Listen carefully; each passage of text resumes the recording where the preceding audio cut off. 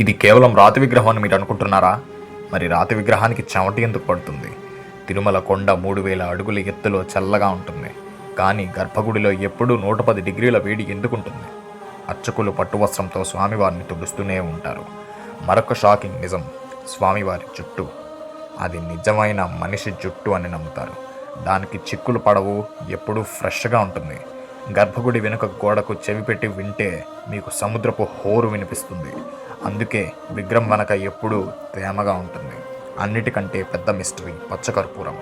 ఇది ఏ రాయికి తగిలినా ఆ రాయి పగిలిపోవాలి, కానీ వేల ఏళ్లుగా స్వామివారికి పూస్తున్నా ఏమీ కాలేదు. సైన్స్ కూడా దీనికి సమాధానం చెప్పలేకపోయింది. గుడిలో ఒక దీపం 1000 ఏళ్లుగా వెలుగుతూనే ఉంది. దానికి నూనె ఎప్పుడు పోస్తారో, ఎవరు వెలిగిస్తారో ఎవరికీ తెలియదు. ఈ శక్తిని మీరు నమ్ముతున్నారా? గోవిందా అని కామెంట్ చేయండి. వెంకన్న భక్తులు ఇప్పుడే సబ్స్క్రైబ్ చేసుకోండి.